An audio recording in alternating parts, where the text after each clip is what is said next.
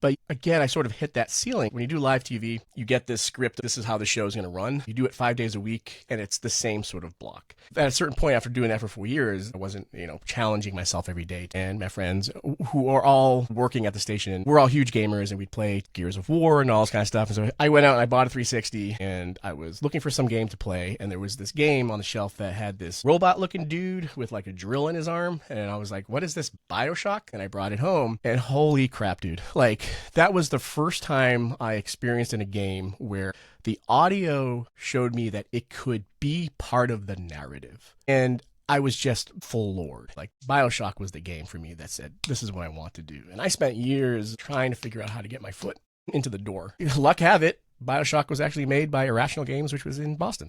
They had a thing in the air. It was a group that met once a month in Boston at a bar, and it was all the GameDev studios, and anybody could show up. And so I started just going to those and introducing myself to like the audio directors and that kind of thing. And I met one of the audio guys at Irrational, and I was like, hey, can I buy you a beer? I told them what the game did for me. Started giving me tips on how I can get into the industry. I need to make a reel. I was like, cool. Went home that night. I think I downloaded the Assassin's Creed trailer, and I stripped out all the audio, went around the house, started recording different things in my house to like make things for like armor and footsteps. I was able to send him the video, and he'd send me some feedback. And eventually he said, look, if you really want to get in this industry, you got to get your foot in the door somehow. And again, I got super lucky. Turbine, which worked on Dungeons and Dragons Online and Lord of the Rings Online, they were looking for an associate live producer who specifically had experience working with multimedia. And I applied. They were like, oh, great. Yeah, you've done TV, you've done radio. And I got the gig there. So that was my first like step in. It wasn't even audio. It was as a producer.